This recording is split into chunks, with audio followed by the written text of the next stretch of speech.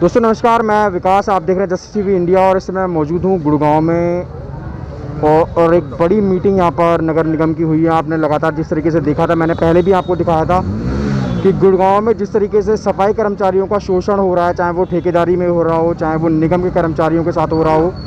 ऐसे में मेरे साथ सुल्तान वाल्मीकि जी मौजूद हैं। बड़ा नाम है गुड़गांव का। आपको बता दूं, मैं मुख्यमंत्री, चाहे वो हुड्डा सरकार में हो, चाहे वो अभी खट्टर सरकार में हो, तमाम लोग आते हैं और मिलते भी हैं। सफाई कर्मचारियों की जो समस्या है उनको भी सामने रखा जाता है, लेकिन स्थिति अभी गंभीर है, उसमें कोई बदलाव नहीं आया है। सुल्तान जी मेरे साथ हैं। आपको बता दूं, मैं अखिल भारतीय दलित महापंचायत के राष्ट्रीय हरियाणा के अध्यक्ष हैं। जानने को सर क्या कहेंगे, अभी जो ये मीटिंग हुई है तो इसका क्या उद्देश्य था और किस लिए मीटिंग हुई है, किन किन उद्देश्यों को लेकर आज यहाँ पर बात हुई है?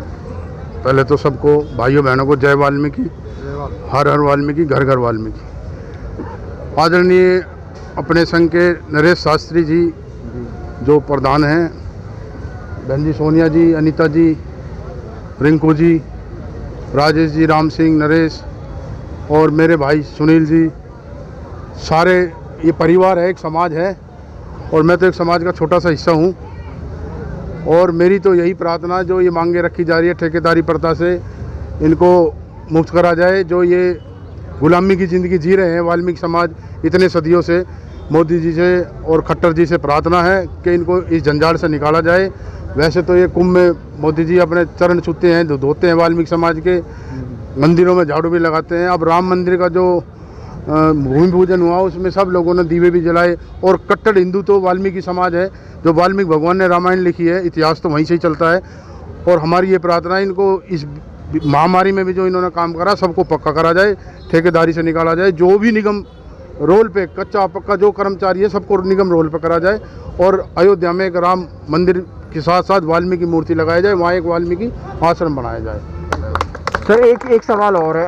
अभी मैंने पिछली बार जो है गुड़गांव के तमाम सेक्टरों में मैंने रिपोर्टिंग की है। वहाँ पर देखा गया है लोगों को ग्लव्स भी नहीं मिल रहे हैं, सैनिटाइज़र भी उनको नहीं मिल रहा था, मास्क भी नहीं मिल रहा था। इवन जो ठेकेदारी पे जो लोग हैं उनके बहुत बुरे हालात हैं। कई साल से लगातार वो काम कर रहे हैं, लेकिन वेतन के नाम पे उन्हें बहुत कम राशि दी जाती है। ऐसा क्यों है सर यहाँ पर? वो तो ऐसा है, देखो दिल्ली सेंटर है जहाँ केजरीवाल सरकार है, वहाँ 3-3 महीने से सैलरी नहीं मिल रही। तो वो सरकार जो है, अब बीजेपी सरकार है केंद्र में और उसमें, और दिल्ली में केजरीवाल सरकार है। 3 महीने से वहाँ दिल्ली में सफाई महामारी में हो रही है, उनको सैलरी नहीं मिल रही। यहाँ इन गरीब आदमी को तो ठेकेदारी पे गुलाम बना के रखा जा रहा है, तो इनको सैलरी कहाँ से मिलेगी? अब ठेकेदार तो अपनी जेब से देगा। जब गवर्नमेंट इनको तनख्वाह नहीं देगी तो ठेकेदार कहाँ से देगा?